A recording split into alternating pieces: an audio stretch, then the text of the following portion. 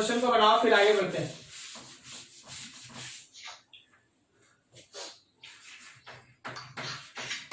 मान लो जैसे हम लोगों के पास ये एक मॉलिक्यूल है ऐसा, इसमें है C डबल बॉन्ड O और फिर से यहां पे है हम लोगों के पास ऑक्सीजन और ऐसा बॉन्ड्स। अभी अगर हम लोग इसको रिएक्ट करा देते हैं, अगर हम लोग इसको रिएक्ट करा देते हैं HNO3 के साथ इन प्रेजेंस ऑफ H+, ध्यान रखना कि it will provide NO2+ as electrophile. आपको यहां बनाना है प्रोडक्ट, केवल एक प्रोडक्ट बनाना है। चलो सॉल्व करो, कॉपी पे बनाओ अपना, कोई कुछ नहीं बोलो, अपने कॉपी पे बनाओ, फिर आपका जो आंसर होगा हम एक्सप्लेन करेंगे, फिर आप मैच कराइएगा वेदर इट इज करेक्ट और इनकरेक्ट।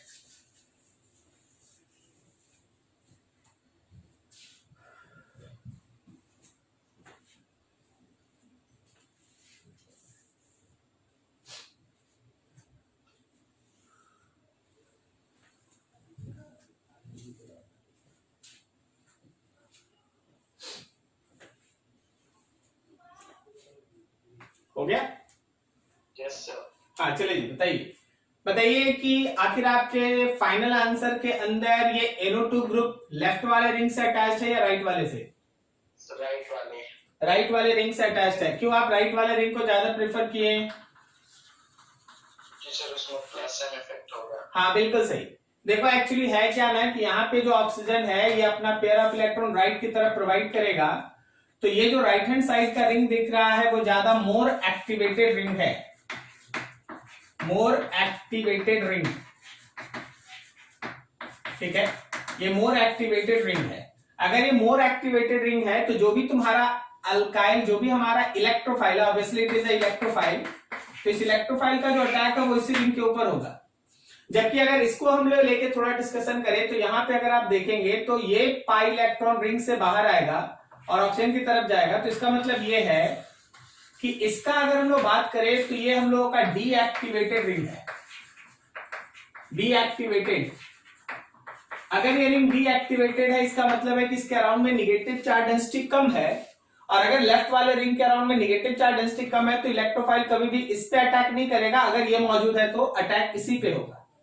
इसलिए जो तुम्हारा फाइनल आंसर होगा, फाइनल आंसर के अंदर, फाइनल आंसर के अंदर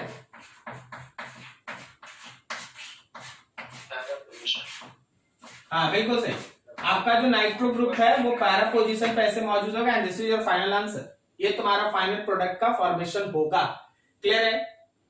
सर माइनर प्रोडक्ट तो ऑर्थो पोजीशन पे भी दिखा सकते हैं। हाँ बिल्कुल दिखा सकते हैं। आप इसके साथ अगर एक बनाना चाहें, इसके साथ अगर एक और बनाना चाहें तो आप है ना इसी पर्टिकुलर नाइट्रो ग्रुप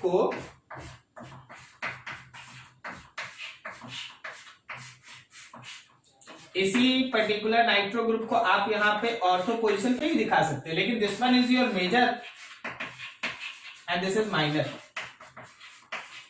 लेकिन जो भी NO2 का अटैक होगा वो होगा राइट हैंड साइड पे रिंग पे, because that right hand side ring is more activated comparison to that left one. ठीक है ना?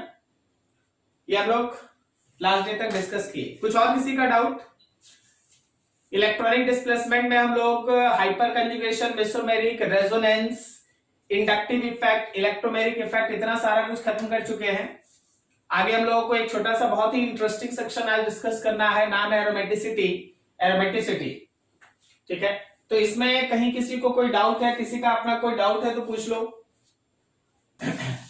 एक बहुत ही इंटरेस्टिंग सेक्शन और एक से एक क्वेश्चन भी रहेगा। वैसे हम आपको एक चीज बता दें, आपका डाउट हो रहा है, नहीं हो रहा है, आप शायद क्वेश्चंस बना रहे हैं, नहीं बना रहे हैं, बहुत कोई का मैसेज आता है, व्हाट्सएप पे भी बहुत सारा क्वेश्चन आता है, सॉल्व करते हैं हम लोग उसको। लेकिन एक चीज हम आपको एकदम स्ट्रांगली बताते हैं, बस ध्यान रखिएगा, कॉपी पे लिखा हुआ जितना चीज है अगर आपको आएगा तो उस टॉपिक में आपको कोई डाउट नहीं होगा। कॉपी पे लिखा हुआ जितना चीज अगर आपको आता है तो जो भी टॉपिक आपको पढ़ा दिया गया उसमें कोई डाउट नहीं होगा, आप उसके लिए एकदम निश्चिंत रहे। ठीक है? अब चलो हम लोग देखते हैं अगला एक टॉपिक, एरोमेटिसिटी।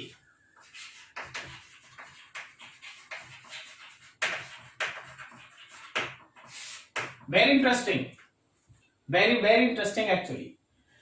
एरोमेटिक मॉलिक्यूल होता क्या है? एरोमेटिसिटी एक ऐसा फेनोमेनन है जिसमें पाई इलेक्ट्रॉन या लोन पेयर ऑफ इलेक्ट्रॉन का डीलोकलाइजेशन होता है, पूरे रिंग में डीलोकलाइजेशन होता है, और उस डीलोकलाइजेशन के दौरान मॉलिक्यूल एक एक्स्ट्रा स्टेबिलिटी को गेन करता है।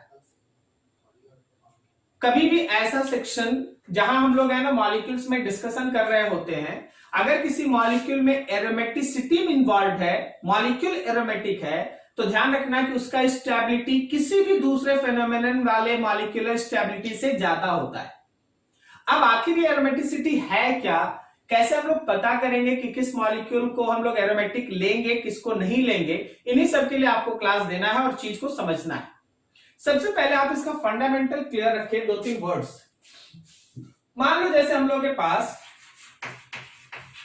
ओपन स्ट्रक्चर हम आपका बनाते हैं और फिर उसका क्लोज्ड स्ट्रक्चर मतलब क्या बोल रहे हैं, नीचे देखो।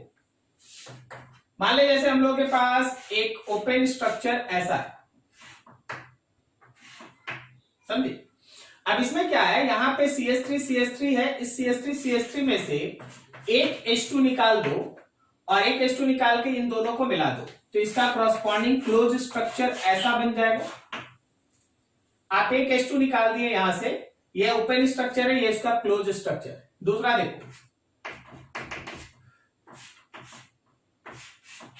यहां डबल बॉन्ड, यहां डबल बॉन्ड, यहां डबल बॉन्ड, यहां पे हम लोगों के पास 2H है, यहां भी 2H है। फिर से इसमें से एक H2 निकालिए आप, तो जो आपके सामने अगला स्ट्रक्चर बनेगा वो ऐसा होगा। और फिर तीसरा लो, यहां डबल बॉन्ड, यहां डबल बॉन्ड, वापस यहां और यहां से एक H2 निकाल दो हाइड्रोजन, तो आपके सामने जो स्ट्रक्चर बनेगा वो ऐसा होगा।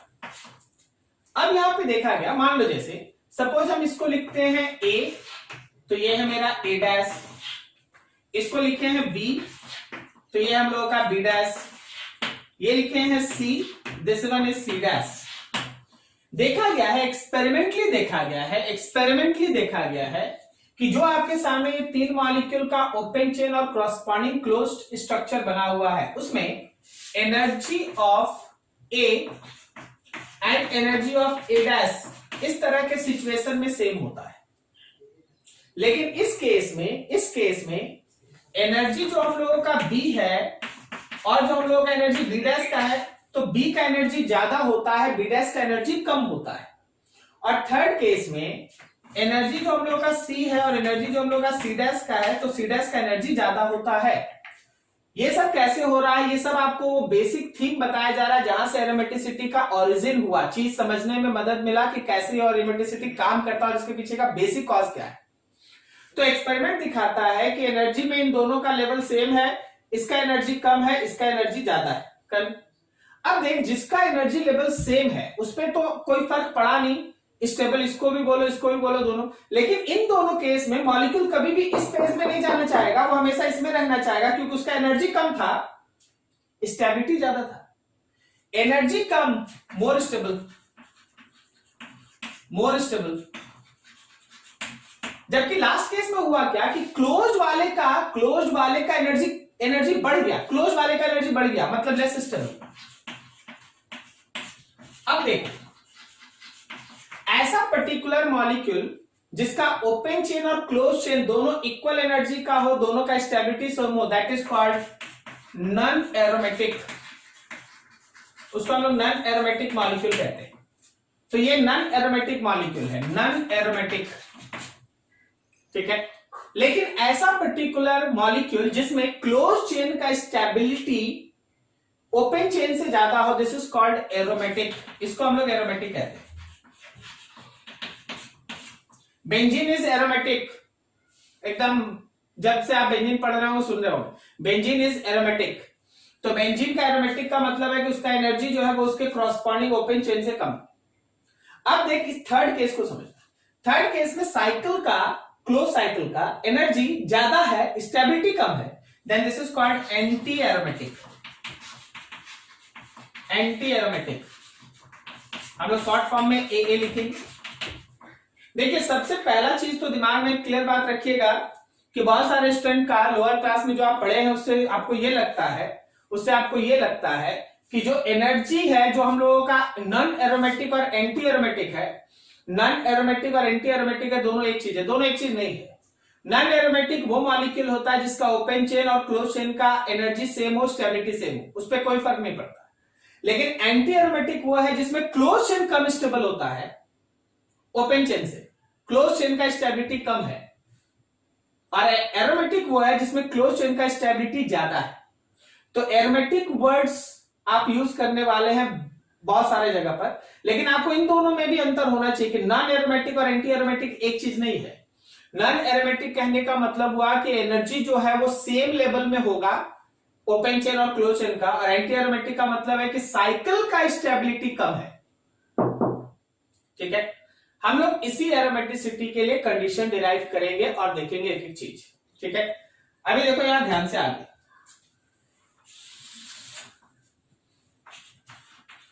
Condition for any species to be aromatic, किसी भी पर्टिकुलर स्पीसीज के एरोमेटिक होने के पीछे का कंडीशन, सबसे पहला चीज उसके अंदर मॉलिक्यूल हैव साइक्लिक स्ट्रक्चर, सबसे पहले मॉलिक्यूल में साइक्लिक स्ट्रक्चर होना चाहिए। दूसरा, it have 4n+2 pi electron which are involved in delocalization, जिसमें आप n के जगह पे 0, 1, 2, 3 ये सब इंटीजर ले सकते हैं। ठीक है, तो मॉलिक्यूल के पास सबसे पहले तो साइक्लिक स्ट्रक्चर होना चाहिए। दूसरा, मॉलिक्यूल के पास जो पाई इलेक्ट्रॉन है जो आप डिलोकलाइजेशन में लेंगे, वर्ड बहुत इंपॉर्टेंट है, पाई इलेक्ट्रॉन जिसको आप डिलोकलाइजेशन में लीजिएगा। ठीक है, साइक्लिक ग्रुप का पाई इलेक्ट्रॉन जिसको आप डिलोकलाइजेशन में लेंगे वो 4n+2 पाई इलेक्ट्रॉन को फॉलो करना चाहिए। मतलब क्या है कि 4n+2 पाई इलेक्ट्रॉन का मतलब क्या है कि अगर आपका n का वैल्यू 0 है तो ये 2 है, अगर आपके n का वैल्यू 1 है तो ये 6 है, अगर आपके n का वैल्यू 2 है तो ये 10 है, एंड सो ऑन। इतना पाई इलेक्ट्रॉन कभी कभी स्टूडेंट को कंफ्यूज कर देता है, उसको लगता है केवल पाई बॉन्डेड इलेक्ट्रॉन लेना है। तो उसको और क्लियर करो, पाई इलेक्ट्रॉन का मतलब हुआ दो चीज, pi electron have all delocalizable electron. Pi electron का मतलब वो सारा इलेक्ट्रॉन है जिसको आप डिलोकलाइजेशन में ले सकते हैं। मतलब इसमें लोन पेयर भी आता है, लोन पेयर भी आता है। तो पाई इलेक्ट्रॉन का मतलब केवल पाई इलेक्ट्रॉन नहीं लेना, कुछ वैसा लोन पेयर जो डिलोकलाइजेशन में अपने आप को इन्वॉल्व करा रहा है, कुछ वैसा लोन पेयर जो आप डिलोकलाइजेशन में इन्वॉल्व करा रहे हैं, आप उसको भी पाई इलेक्ट्रॉन की तरह काउंट करेंगे। ठीक है, अब यहां से थोड़ा और आगे, थर्ड है there is complete delocalization of pi electron. तो फोर्थ में है कि पूरे मॉलिक्यूल के अंदर है ना पाई इलेक्ट्रॉन का कंप्लीट डिलोकलाइजेशन होना चाहिए। And fourth one is it have planar structure, उसका प्लेनर स्ट्रक्चर होना जरूरी है, प्लेनर स्ट्रक्चर। तो देखो इन सब रूल्स को तुम कलेक्टिवली जो है वो हकल्स रूल कहता है, जिसमें सबसे इंपॉर्टेंट है ये 4n+2 पाई इलेक्ट्रॉन वाला रूल। बेसिकली मॉलिक्यूल में सबसे पहले आप 4n+2 पाई इलेक्ट्रॉन को ही काउंट कीजिए कि क्या वो फॉलो हो रहा है या नहीं। अगर वो फॉलो हो रहा है तब फिर बाकी रूल्स लगा के देखिए कि बाकी सब उसमें कंप्लीट होना चाहिए। एक चीज और ध्यान रखना कि complete delocalisation of pi electron के लिए कंजुगेटेड बॉन्ड होना चाहिए, कंजुगेटेड बॉन्ड सिस्टम मौजूद होना चाहिए, कंजुगेटेड बॉन्ड सिस्टम मौजूद होना जरूरी है। अगर कंजुगेटेड बॉन्ड सिस्टम होगा तभी मॉलिक्यूल के अंदर पूरा का पूरा इलेक्ट्रॉन जो है वो आसानी से पूरे साइकिल में डिलोकलाइज हो पाएगा। क्या आपको समझ में आ रहा है? देखिए, अगर आप बोलिएगा कि सर एरोमेटिसिटी का थ्योरी, तो this is the theory of aromaticity. अब इसके बाद क्या होगा, एक से एक अच्छा से अच्छा एग्जाम्पल और इन्हीं सब थ्योरी के बेसिस पे कुछ डाउट्स रहता है उसको क्लियर करना है। ठीक है, यहां तक देख लो, कहीं डाउट है पूछ लो, फिर आगे बढ़ेंगे।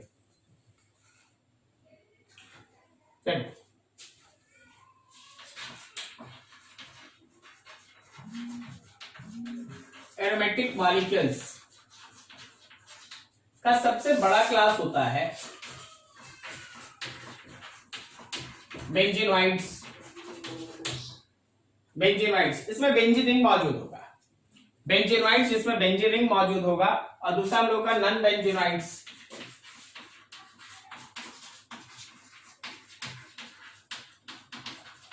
नॉन बेंजीनोइड्स, तो बेंजीनोइड्स का सबसे सिंपल एग्जांपल है benzene ring must be present.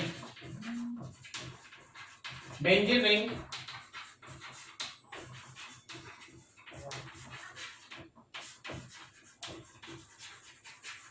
Benzene ring must be present, और इसमें without benzene ring, without benzene ring, बिना बेंजीन रिंग के मौजूद होगा। जैसे हम छोटा सा एग्जांपल दे देते हैं, फिर एक एक करके एक्सप्लेन करेंगे।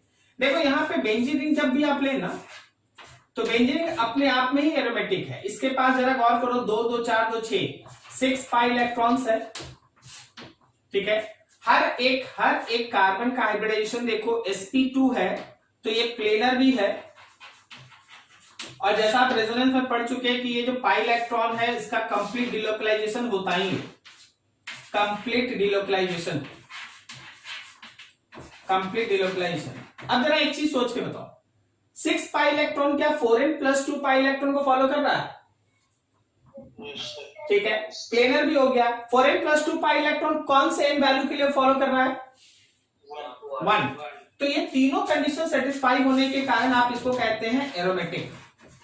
Benzene ring itself is aromatic. ठीक है, बेंजीनोइड्स। अब बेंजीनोइड्स में भी अगर आप क्लास देखिएगा, तो एक तो अकेले बेंजीन रिंग था, दूसरा जरा गौर करना, एक बेंजीन रिंग लिए, ठीक है, और इस बेंजीन रिंग के साथ कोई एक ग्रुप लगा दी। This is also even that group is present, but still ये जो रिंग है वो एरोमेटिक है। अब आपको भी पता है कि आप उस G के जगह पे बहुत सारा ग्रुप जोड़ सकते हैं। आप कोई भी मिथाइल, इथाइल, प्रोपाइल ग्रुप, कोई भी एल्डिहाइड, कीटोन का ग्रुप, कोई भी आप चाहो तो NH2OH लाइक ग्रुप, कोई भी ग्रुप आप अटैच कर सकते हैं, but still it is said to be aromatic due to presence of this particular aromatic ring. ठीक है, अभी जरा गौर करना, इसको अगला हम लोग जो लेते हैं वो होता है दो बेंजीन रिंग का कॉम्बिनेशन। पूरा बेंजीन रिंग पे अभी ध्यान से देख लीजिए। बताओ क्या लगता है कि ये 4n+2 पाई इलेक्ट्रॉन रूल को फॉलो कर रहा है? Yes sir. कितना पाई इलेक्ट्रॉन है इसमें? 10 पाई इलेक्ट्रॉन। चलो हर कार्बन पे गौर करो, क्या सबका हाइब्रिडाइजेशन sp2 है? तो ये प्लेनर हुआ। क्या लगता है पूरे मॉलिक्यूल में कंजुगेटेड बॉन्ड सिस्टम मौजूद है? तो कंप्लीट डिलोकलाइजेशन भी इन्वॉल्व है। तो सब का सब इन्वॉल्व होने के कारण it is also said to be aromatic. Aromatic क्या नाम है भाई इसका? कॉमन नेम क्या है? नैप्थलीन। नैप्थलीन। अगला देखो,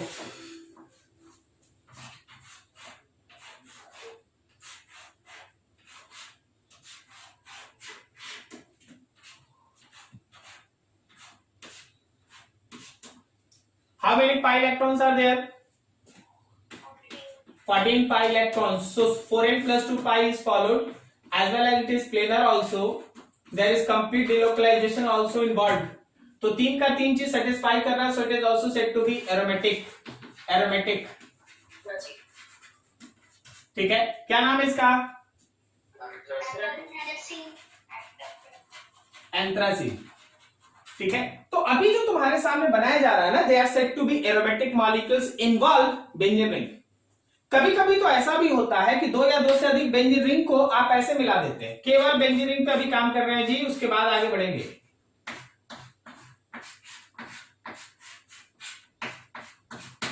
अब देखो ओवरऑल जो तुम मॉलिक्यूल देखेगा ना, ओवरऑल मॉलिक्यूल, अगर ये पूरा मॉलिक्यूल आप चुन लिए, ठीक है ना, ओवरऑल मॉलिक्यूल अगर आप चेक कर लिए तो इसके पास 6 और 6 12 पाई इलेक्ट्रॉन है। बोलो क्या ये 4n+2 pi electron rule follow कर रहा है? नहीं फॉलो कर रहा है। ओवरऑल मॉलिक्यूल इसमें काउंट ही नहीं होता। एक पार्ट ये और ये सिंगल बॉन्ड के बाद ये दूसरा पार्ट, ये दोनों पार्ट अपने आप में तो एरोमेटिक है ना, ये भी एरोमेटिक है, ये भी एरोमेटिक है, तो ध्यान रखना इट इज एरोमेटिक, ये एरोमेटिक है, इट इज एरोमेटिक, ठीक है। ओवरऑल मॉलिक्यूल है, देखो दोनों अलग अलग है, दोनों अलग अलग है, बस बीच में सिंगल बॉन्ड है। इसका डिलोकलाइजेशन इसमें होगा, इसका डिलोकलाइजेशन इसमें होगा, इसका पेयर उसमें नहीं जाएगा, उसका पेयर इसमें नहीं आएगा, इसका जो डिलोकलाइजेशन होगा वो यहां होगा। समझ रहा है क्या बोल रहे हैं? इसका डिलोकलाइजेशन इसमें होगा, इसका डिलोकलाइजेशन इसमें होगा। So individually they are aromatic, overall they are aromatic, ठीक है। अगला मॉलिक्यूल पे ध्यान दो।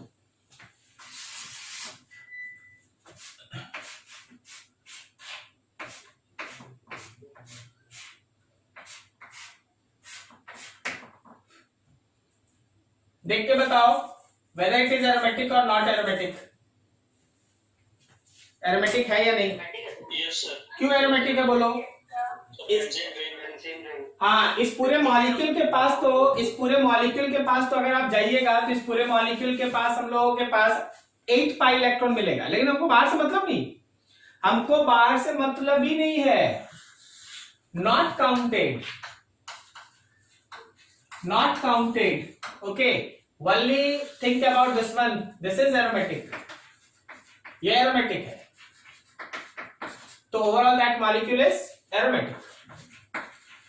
ओवरऑल दिस इज एरोमेटिक, ये पूरा का पूरा मॉलिक्यूल ओवरऑल एरोमेटिक, ठीक है। तो बेंजीन रिंग का मौजूद होना किसी मॉलिक्यूल को कैसे एरोमेटिक बनाता है, आप उसको देख रहे हैं। बेंजीन एक ऐसा पर्टिकुलर आपके पास कंपाउंड है जो रेजोनेंस में भी है, जो मेसोमेरिक में भी है, जो एरोमेटिसिटी को भी शो करता है। इसी कारण से बेंजीन वाला कंपाउंड है ना, आप ऑर्गेनिक में बहुत ज्यादा पढ़ते हैं, क्योंकि उसका बना हुआ कंपाउंड हाईली स्टेबल होता है इन ऑल फील्ड। चाहे आप एरोमेटिसिटी पढ़े, चाहे आप रेजोनेंस पढ़े, मेसोमेरिक इफेक्ट पढ़े, उसका स्टेबिलिटी हमेशा हायर साइड में रहता है, ठीक है। सो अब देखो अगला मॉलिक्यूल, बताओ जरा ये एरोमेटिक है या नहीं, बोलो जी, whether it is aromatic or not, बोलो। साइक्लिक स्ट्रक्चर नहीं। बिल्कुल सही, non aromatic, non aromatic due to open structure. इसका ओपन स्ट्रक्चर होने की वजह से आप इसको एरोमेटिसिटी में काउंट नहीं कर सकते। एरोमेटिक होने के लिए साइक्लिक होना जरूरी है, एरोमेटिक होने के लिए साइक्लिक होना जरूरी है। क्या आप समझ पा रहे सारा कुछ? Yes sir. ठीक है, तो देखो बेंजीन रिंग पे इन्वॉल्व तुम्हारा इतना डिस्कशन हुआ। अगला जो हम लोग का डिस्कशन होगा वो नॉन बेंजीनॉइड होगा, जिसमें बेंजीन रिंग मौजूद नहीं होगा, ठीक है। आप यहां तक नोट कर लीजिए, फिर आगे बढ़ते हैं। कोई डाउट हो पूछ लो।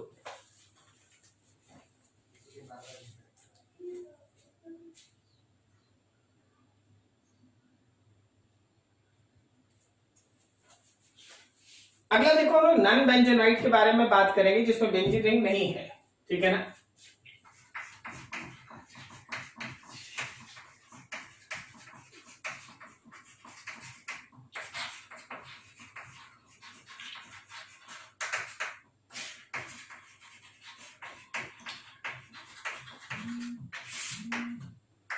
नॉन बेंजीनॉइड एरोमेटिक कंपाउंड्स, ठीक है, जरा गौर करना।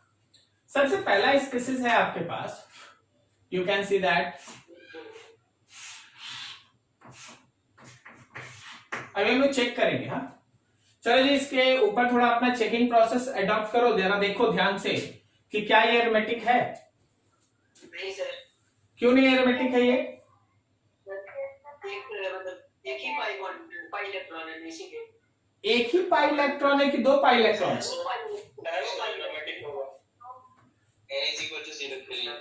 बिल्कुल। सबसे पहले तो इसके अंदर 2 पाई इलेक्ट्रॉन है। हर किसी का हाइब्रिडाइजेशन देखो sp2 है तो ये प्लेनर भी है।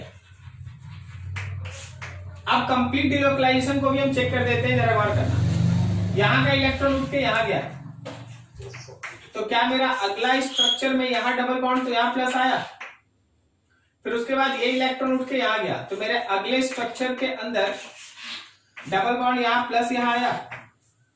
ठीक है, एक बार और तुम मूव करा लो इसको, यहां भेज दो तो ऊपर वाला जो पहला स्ट्रक्चर था वही बन के फिर से तैयार हो जाएगा। This is plus and this is double bond, so there is complete delocalization also. यहां कंप्लीट डिलोकलाइजेशन भी है, सो इट इज एरोमेटिक। ये एरोमेटिक है, बहुत इंपॉर्टेंट है, याद रखना भी सब। जितना लिखेंगे उसी से क्वेश्चन होगा। ठीक है, वैसे ध्यान रखना जो जो लिख देंगे क्वेश्चन उसी से होगा। आपके पास ये 3 का साइक्लिक रिंग है, एक डबल बॉन्ड और एक जगह प्लस है तो ये एरोमेटिक है। अगर ये माइनस है तो देखो क्या होता है।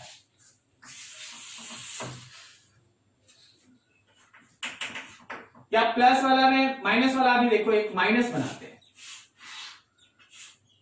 यहां पे माइनस बनाना मतलब खुद से एक पेयर बनाना। और ये याद रखना कि यहां एक हाइड्रोजन भी है, छिपा हुआ हाइड्रोजन भी बना दे, थोड़ा क्लियर रखे आपको। अब जरा गौर करो, आपको जब कभी भी कोई माइनस है तो उसके अंदर कितना पाई इलेक्ट्रॉन है भाई घूमने के लिए?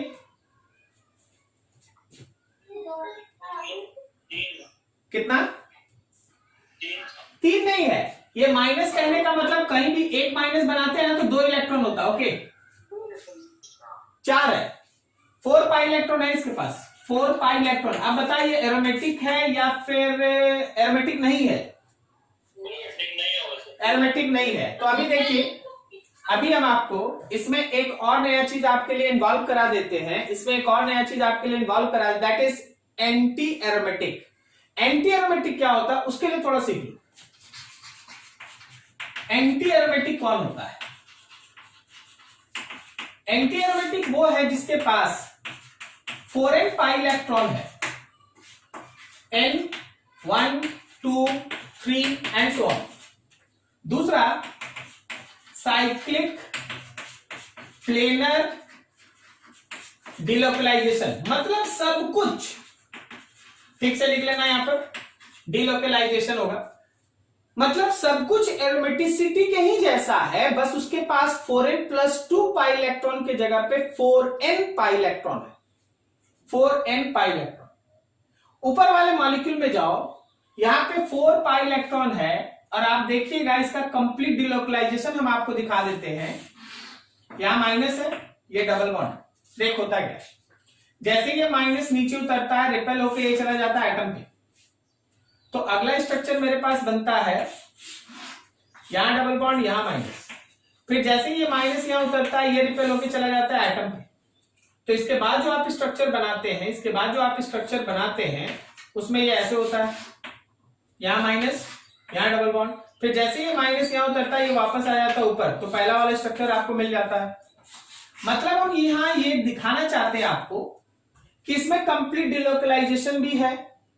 इसमें अगर आप देखिएगा तो प्लेनर भी है। देख, इन पाई इलेक्ट्रॉन्स को, इन लोन पेयर ऑफ इलेक्ट्रॉन्स को आप डिलोकलाइजेशन में ले लिए तो यह हाइब्रिडाइजेशन में नहीं आएगा। अब यहां भी जो बात बोल रहे हैं वो शायद आप केमिकल बॉन्डिंग में पढ़े होंगे, याद है या नहीं, हम आपको थोड़ा एक बार ब्रीफ रिव्यू करा दे, क्योंकि है कुछ अब इंटरेस्टिंग चीज आ गया। सुनिएगा ध्यान से सब कोई। आप याद रखिएगा कि लोन पेयर ऑफ इलेक्ट्रॉन या सिंपली पेयर ऑफ इलेक्ट्रॉन जिससे नेगेटिव चार्ज आता है, नेगेटिव चार्ज, 2 तरीके से आप यूज करते हैं, 2 तरीके से यूज होता है, ठीक है ना। 2 तरीका कौन कौन है? यूज्ड इन हाइब्रिडाइजेशन और यूज्ड इन डिलोकलाइजेशन। सुनना बहुत ध्यान से, इंटरेस्टिंग है। आपके पास जो पेयर ऑफ इलेक्ट्रॉन है ना, या नेगेटिव चार्ज है या लोन पेयर ऑफ इलेक्ट्रॉन है, ये सब एक वर्ड। आप उसका दो तरीके से यूज कर सकते हैं, या तो आप उसको हाइब्रिडाइजेशन में काउंट कर सकते हैं या फिर आप उसको डिलोकलाइजेशन में ले सकते हैं। क्या बोले कि कहीं भी अगर लोन पेयर है या निगेटिव चार्ज है या कोई पेयर ऑफ इलेक्ट्रॉन है तो आप फ्री हैं उसको दो तरीके से लेने के लिए। कैसे? या तो हम लोग उसको हाइब्रिडाइजेशन में काउंट करेंगे, हाइब्राइड ऑर्बिटल में रखेंगे, इसको हम लोग लोकलाइज्ड इलेक्ट्रॉन पेयर कहते हैं, लोकलाइज्ड इलेक्ट्रॉन पेयर, या फिर हम लोग उसको डीलोकलाइजेशन में काउंट कर सकते हैं। दोनों में किसी में भी काउंट कर सकते हैं। तो सर किस में काउंट करेंगे? जिसके काउंट करने से, सुनिएगा ध्यान से, जिसके काउंट करने से मॉलिक्यूल अपने आप को एरोमेटिक बनाएगा, जिसके काउंट करने से मॉलिक्यूल अपने आप को एरोमेटिक बनाएगा, तुमको वही काम करना है, क्योंकि मॉलिक्यूल वही काम करता है। मॉलिक्यूल खुद अपने आप को ज्यादा स्टेबल फॉर्म में ले जाना चाहता है, तो जब उसके पास दो रास्ता है काम करने के लिए तो वो वही चुनता है जिससे उसका स्टेबिलिटी बढ़े। तो तुमको भी वही करना है कि कभी भी लोन पेयर को तुम रिजिड होके खाली हाइब्रिडाइजेशन में मत लो या खाली डीलोकलाइजेशन में मत लो। तुम देखो कि कौन सा करने से, क्या करने से मॉलिक्यूल का स्टेबिलिटी बढ़ता है या एरोमेटिक होता है, तुमको वही काम करना है। अब यहां देखो, आपका ये जो इलेक्ट्रॉन था इसको आप 2 और 2 4 डीलोकलाइजेशन में लिए, तो अब आप हाइब्रिडाइजेशन में नहीं ले सकते। आप इसको अगर डीलोकलाइजेशन में ले लिए तो अब आप हाइब्रिडाइजेशन में नहीं ले सकते। तो हाइब्रिडाइजेशन में देखिए यहां 3 बॉन्ड है, 1 2 3, इसलिए हम बोले sp2, इसलिए हम बोले sp2। समझ में आया? ठीक है। तो हमेशा ध्यान रखना कि जो इलेक्ट्रॉन पेयर रहता है उसका रोल ऐसे लेके चलना पड़ता है। हम इस पर अभी दिखा रहे हैं आपको। क्या यहां तक समझ में आया? This is said to be anti aromatic because it have 4n pi electron, 4n pi electron. अगला इसी तरह से अगला एक मॉलिक्यूल पे ध्यान दो, एकदम तुरंत एक और एंटी एरोमेटिक दिखा रहे हैं, समझना। एक और एंटी एरोमेटिक दिखा रहे हैं, हम पहले बता दे रहे हैं एंटी एरोमेटिक। बताओ क्या इसके अंदर 4 पाई इलेक्ट्रॉन है? 2 और 2 4 प्लस है भाई ऊपर, ठीक है, 4 पाई इलेक्ट्रॉन है। अब तुम जरा गौर करो, तुम जरा गौर करो, क्या इसके अंदर हर किसी का हाइब्रिडाइजेशन sp2 है? Yes sir. तो ये प्लेनर भी है, प्लेनर भी हो गया। कंप्लीट डिलोकलाइजेशन भी हम तुमको अभी दिखा देते हैं, तुम यहां देख लो। कंप्लीट डिलोकलाइजेशन भी तुम देख लो, डबल बॉन्ड यहां प्लस, मान लीजिए पाई इलेक्ट्रॉन यहां से यहां गया तो डबल बॉन्ड यहां प्लस, यहां ये डबल बॉन्ड, उसके बाद ये यहां से यहां आया, डबल बॉन्ड यहां प्लस यहां, उसके बाद फिर ये यहां से यहां आया, double bond plus double bond, फिर उसके बाद आप इसको यहां से यहां भेज दीजिए, ये डबल बॉन्ड यहां प्लस, एक बार और ऊपर से नीचे भेजिए, देखिए ये स्ट्रक्चर आ जाएगा, देखिए ये स्ट्रक्चर आ जाएगा। क्या सही है? ठीक है। तो there is complete delocalization also, complete delocalization भी है। तो बताओ इसको किस क्लास में तुम रखेगा, एरोमेटिक या anti aromatic? Anti aromatic. This is anti aromatic species. Anti aromatic species को, एरोमेटिक स्पीसीज को आज के बाद तुमको इतना बना के चेक करने का जरूरत नहीं, एकदम याद रखना जो जो बता रहे हैं क्वेश्चन उसी में से कहीं रहेगा। मेरा काम है सब कुछ एक्सप्लेन करके दिखा देना कि हाँ जो हम बोल रहे हो कैसे हो रहा है, लेकिन आपके पास इतना समय नहीं होता, एग्जाम में इतना समय नहीं, आप बना के चेक कीजिएगा। ठीक है। थोड़ा सा इसमें लक फेवर होना चाहिए कि आपको जो जो बताया जा रहा है उसी में से कहीं से आ जाए। अगर कोई नया आया तो जो प्रोसेस है उसे चेक कर लो, अदरवाइज ये वो आया बस एक बार टिक कर निकल आगे, इतना ही समय लगना चाहिए। ठीक है। तो एंटी एरोमेटिक। अब अगला देखो एरोमेटिक दे रहे हैं, समझना जा रहा कैसे,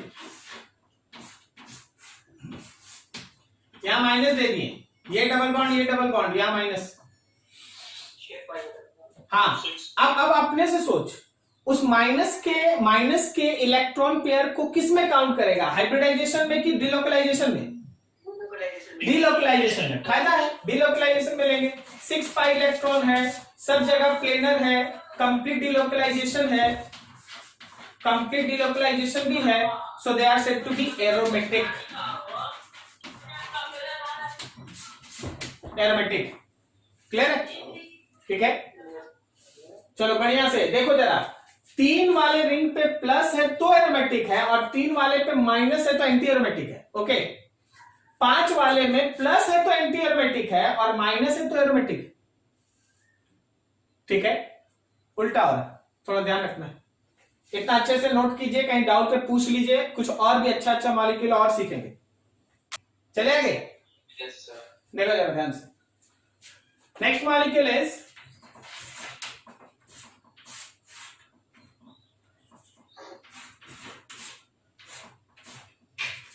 ऑक्सीजन है 2 लोन पेयर्स। यहां ऑक्सीजन के पास है ना 2 लोन पेयर, ऑक्सीजन के पास है ना 2 लोन पेयर। अभी जरा गौर करो, ऑक्सीजन के पास ये 2 लोन पेयर है। अब जरा सोच के बताना कि ये एरोमेटिक है या नॉन एरोमेटिक या एंटी एरोमेटिक। सोच के बोलो। एरोमेटिक। बताइए लोन पेयर का क्या किया, ये लोन पेयर का क्या किया, किसने काउंट किया? एक लोन पेयर, बिल्कुल सही, बिल्कुल सही। Out of 2 lone pairs, 1 lone pair used in hybridization and 1 lone pair used in delocalization। तो एक लोन पेयर हम लोग हाइब्रिडाइजेशन में लेंगे, एक लोन पेयर डिलोकलाइजेशन में। अब चलो एक लोन पेयर तुम हाइब्रिडाइजेशन में रख लो जी, और एक लोन पेयर को डिलोकलाइजेशन में इन्वॉल्व करा लो। ओके, तो जब डिलोकलाइजेशन में किया तो क्या ये 6 पाई इलेक्ट्रॉन हुआ? सही है। अब इसके पास एक हाइब्रिडाइजेशन में है, तो देखो सिग्मा बॉन्ड और एक लोन पेयर, क्या ये सब sp2 हुआ? Yes, sir. तो प्लेनर भी हुआ, कंप्लीट डिलोकलाइजेशन भी है, so it is said to be aromatic. तो ये मॉलिक्यूल मेरा एरोमेटिक। चलो अगला एग्जांपल।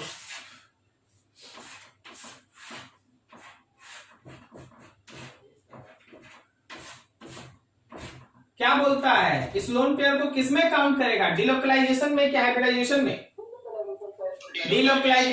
डिलोकलाइजेशन में इसको काउंट करेंगे। तो मेरे पास होगा 6 पाई इलेक्ट्रॉन, प्लेनर है ही, डिलोकलाइजेशन हो ही रहा है, तो सब मिला के ये एरोमेटिक हो गया। सही है। अगला देखो,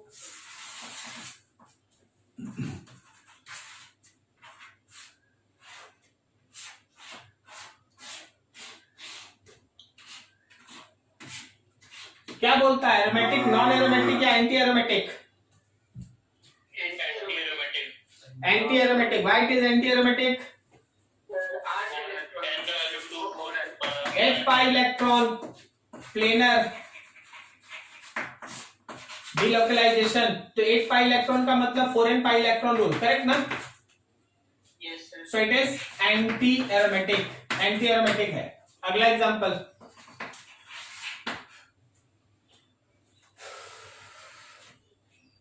चलो थोड़ा एक एप्लीकेशन पे क्वेश्चन देते हैं, थोड़ा ध्यान से सोच के बताना।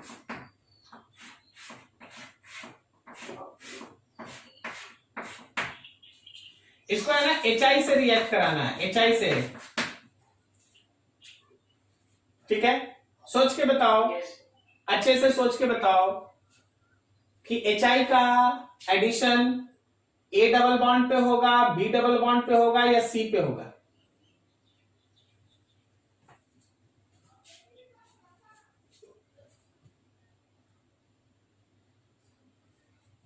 नहीं समझा? ठीक, अब देख,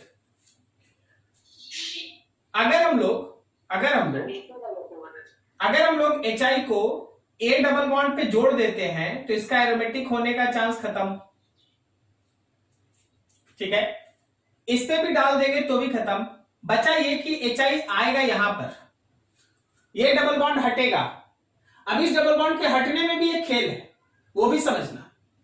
मान लो जैसे हम इस पर्टिकुलर इलेक्ट्रॉन को ऊपर ट्रांसफर कर दें, ये हम A पॉसिबिलिटी रखते हैं, हाँ, और B पॉसिबिलिटी हम ये सोच के चलते हैं कि ये नीचे ट्रांसफर होगा, इसको हम B लिखते हैं। तो जरा इसको बाद में यूज करते हैं, हाँ, ठीक है, पहले हम A और B समझते हैं। अगर हम A के थ्रू जाएंगे तो मेरा स्ट्रक्चर ऐसा बनेगा, इस पे माइनस और इस पे प्लस, ये ए पाथ से था, ए पाथ। और अगर हम बी पाथ से जाएंगे, अगर हम बी पाथ से जाएंगे तो जो स्ट्रक्चर बनेगा वो ऐसा बनेगा। क्या सही है? बी पाथ से इलेक्ट्रॉन नीचे आएगा तो इस पे माइनस, ए पाथ से इलेक्ट्रॉन ऊपर जाएगा तो इस पे माइनस। अब तुम सोच के बताओ कि इन दोनों में से किसको तुम प्रिफर करेगा? सेकंड वाला सेकंड वाले। सेकंड वाले को क्यों प्रिफर करेंगे? क्योंकि ऊपर वाला भी बन जाएगा एरोमेटिक और नीचे वाला भी बन जाएगा एरोमेटिक। समझ में आया? ठीक है, तो आप इसको फॉलो अप नहीं करेंगे, आप वो लेके चलेंगे। अब देखिए, इस पे आ गया है प्लस और इस पे आ गया है माइनस, तो अब देखो हाइड्रोजन पे होगा प्लस और आयोडीन पे माइनस। तो अब अगर आप यहां से आंसर लिखिएगा तो आपके आंसर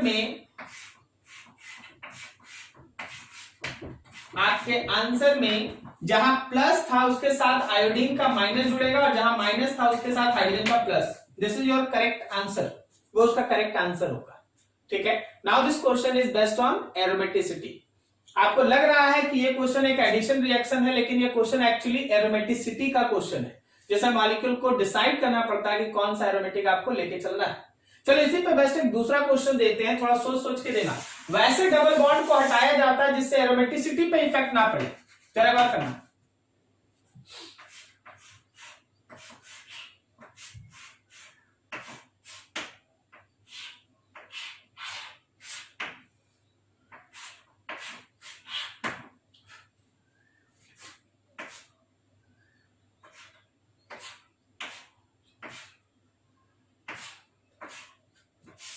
इसको रिएक्ट करा रहे हैं एचआई के साथ।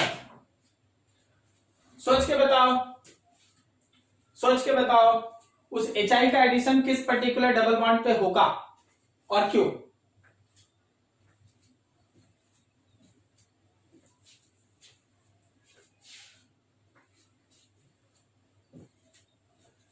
सर जो लेफ्ट हैंड साइड वाला डबल बॉन्ड है उस पे। यहां बोल रहे हो? यहां बोल रहे हो? Yes sir. क्यों यहां बोल रहे हो? सर क्योंकि उसके पास अभी एरोमेटिसिटी नहीं है और इलेक्ट्रॉन आएगा तो एरोमेटिसिटी होने का चांसेस है ना। जरा गौर करना, एक कंजुगेटेड सिस्टम है इसमें। यहां का इलेक्ट्रॉन यहां जा सकता है, फिर ये इलेक्ट्रॉन यहां जा सकता है, फिर ये इलेक्ट्रॉन यहां जा सकता है, ये इलेक्ट्रॉन यहां जा सकता है, ये इलेक्ट्रॉन यहां जा सकता है, ये इलेक्ट्रॉन यहां जा सकता है, ये इलेक्ट्रॉन यहां आ सकता है।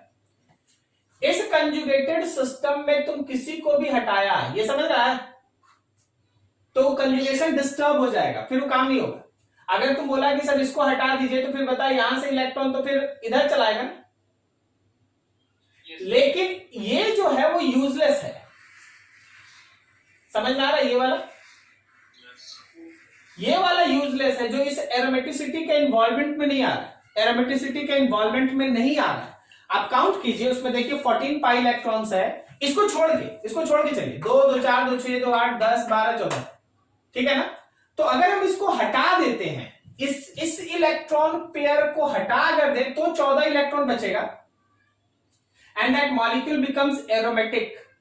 सो आपके एचआई का एडिशन यही होगा और आपके पास जो मॉलिक्यूल बनके तैयार होगा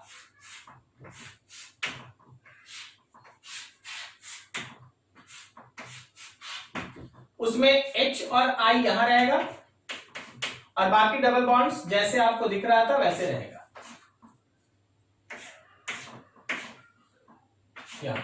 दिस इज द वे।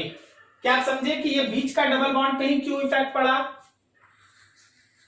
ये बीच के डबल बॉन्ड पे ही क्यों इफेक्ट पड़ा, आप समझ पा रहे हैं?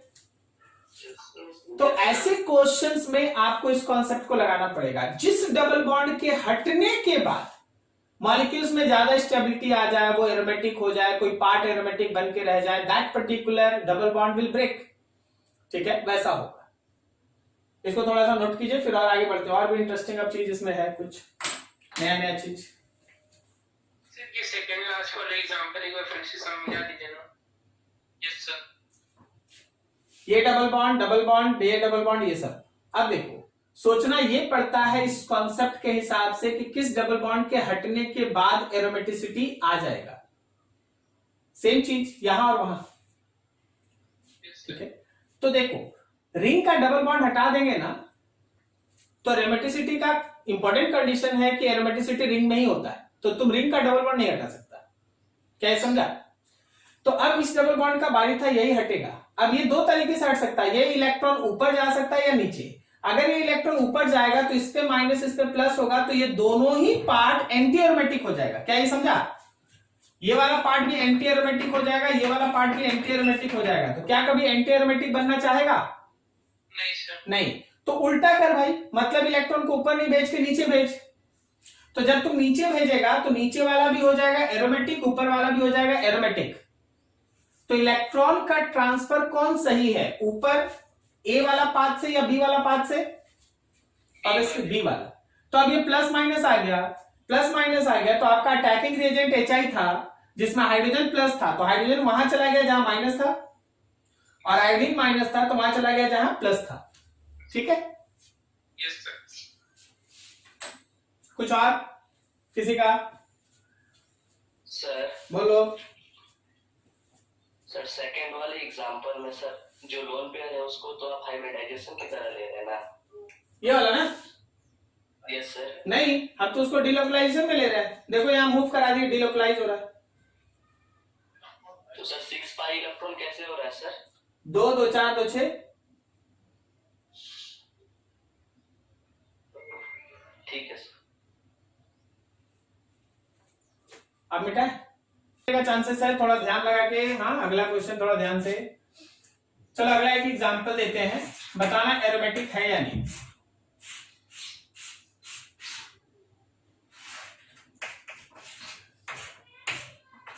बोलो, एरोमेटिक है या नहीं?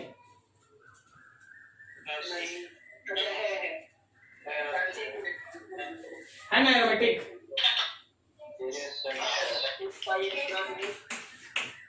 6 पाई इलेक्ट्रॉन है, क्लीनर है, डिलोकलाइजेशन है, सही है। तो ये एरोमेटिक है, ये एरोमेटिक। अब डिलोकलाइजेशन भी आप आसानी समझ सकते हैं। ये पेयर यहां से यहां भेजिएगा, फिर यहां भेजिएगा, and so on 2 bar cycle चलेगा। हम लोग रेजोनेंस में इसको बना चुके, आप देख लीजिएगा, रेजोनेंस में कर चुके एरोमेटिक। अब देख अगला एग्जाम,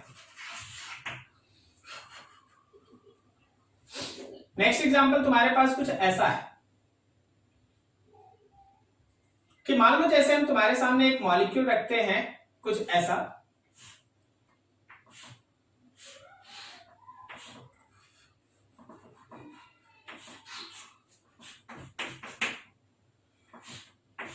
ये क्वेश्चन की तरह है, सोच के बताना है।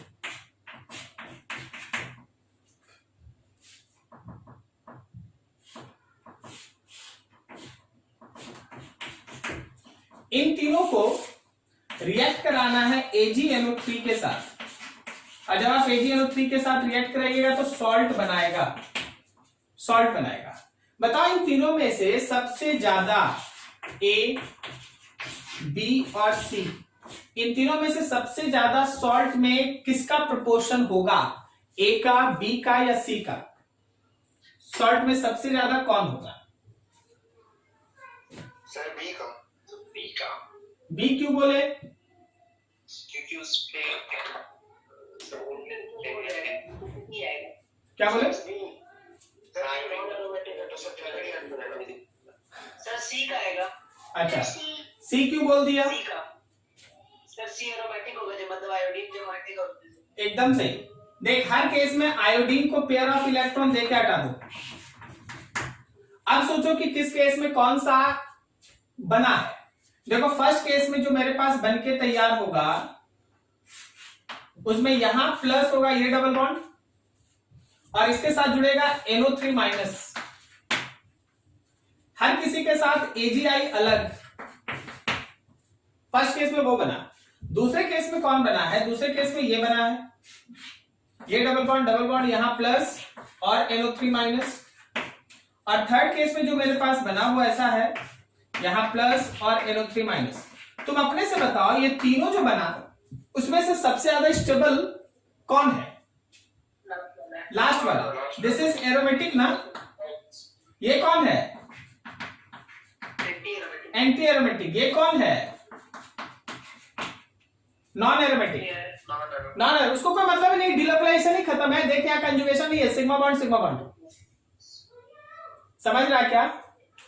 तो ए का सॉल्ट मान ले A डैश, बी का सॉल्ट मान ले B डैश और सी का सॉल्ट मान ले C डैश। तो सबसे ज्यादा कौन बनेगा? C डैश, बहुत ज्यादा। उसे कम कौन बनेगा? A dash. और सबसे कम बनेगा B dash. Anti aromatic, anti aromatic नहीं बनना चाहेगा क्योंकि उसका स्टेबिलिटी सबसे कम होता है। क्या समझ पा रहा है? क्वेश्चन ऐसे होता है जी, ऐसे समझना पड़ता है कि हाँ ये क्या बन रहा है। अब अगला देखो, एसिडिक नेचर पे बेस्ट एक क्वेश्चन देखो। एसिडिक नेचर आपका अगले दिन से स्टार्ट करेंगे। एक क्वेश्चन देखिए, समझिए, बताइएगा सबसे ज्यादा एसिडिक कौन?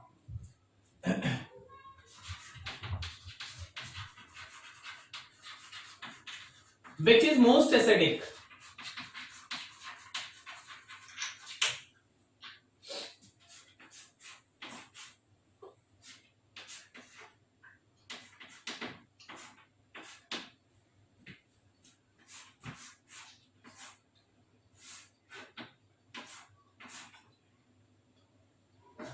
ए हो गया, ये बी हो गया, सी ले लो। सी ये है हम लोगों के पास।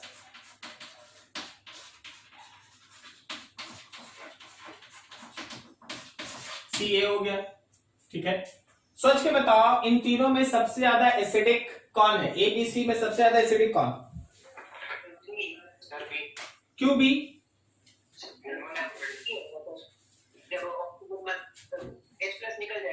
हर किसी से आप H प्लस निकाल लीजिए। जब आप A से H प्लस निकालते हैं तो आपके पास O माइनस बनता है और ये डबल बॉन्ड, ये डबल बॉन्ड, ठीक है ना। ये रेजोनेंस से स्टेबलाइज होगा, रेजोनेंस, करेक्ट ना। यहाँ का इलेक्ट्रॉन नीचे आ जाएगा, फिर ये इधर जाएगा एंड सो ऑन सो। जब आप इसमें से H प्लस निकालते हैं, यहां से 2 हाइड्रोजन है, आप उसमें से एक H प्लस निकालते हैं तो जो बनेगा वो ऐसा होगा और ये एरोमेटिसिटी से स्टेबलाइज होगा। क्या सही बोल रहे हैं? ये एरोमेटिक तो है ना। और जब आप यहां से H निकालते हैं तो CH3 bond C H2 bond C double bond O bond O minus, ये भी इक्वल RS से स्टेबलाइज होगा। याद हो रहा है? Equal RS, equal aromatic structure. तो देखो तुमको यार एक सीरीज पढ़ाया गया था कि जब स्टेबिलिटी का डिसीजन लेना पड़े तो आपको है ना AERHI को फॉलो करना है, सही ना। एक इसको स्टैंड करता है एरोमेटिसिटी। तो ध्यान रखिएगा कि ये एरोमेटिसिटी का वाला स्टेबल जो है वो मोस्ट स्टेबल है, सबसे ज्यादा स्टेबल यही है, ठीक है। उसके बाद कौन होगा? इक्वल आरएस या resonance? Equal RS less stable, equal RS less stable. और जबकि ये रेजोनेंस जो है वो क्या है? Least stable, least stable. तो अगर हमको यहाँ पे एसिडिक नेचर का ऑर्डर डिसाइड करना पड़ा, so this molecule is most acidic. इससे कम एसिडिक होगा हम लोगों के पास carboxylic acid CH3 CH2 COH, और सबसे कम एसिडिक होगा ये पर्टिकुलर अल्कोहल, ठीक है। तो एरोमेटिसिटी अगर कहीं आ गया तो बाकी सबका कंपैरिजन ही नहीं है। एरोमेटिसिटी मतलब सबसे ज्यादा स्टेबल, एंटी एरोमेटिक मतलब सबसे कम स्टेबल, नॉन एरोमेटिक जैसे पहले था वैसे बाद में, ठीक है। इसको थोड़ा अच्छे से एनालाइज करो फिर और आगे बढ़ेंगे।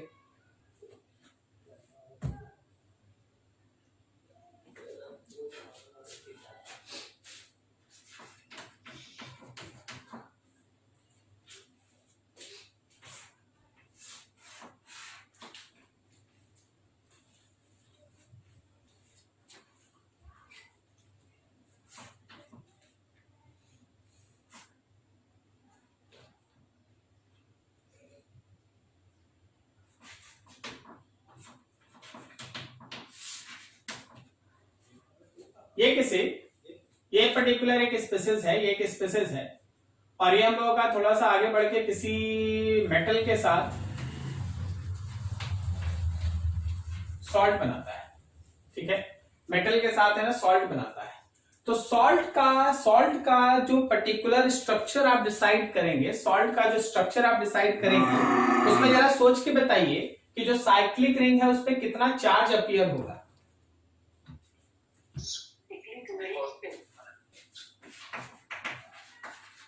Find charge on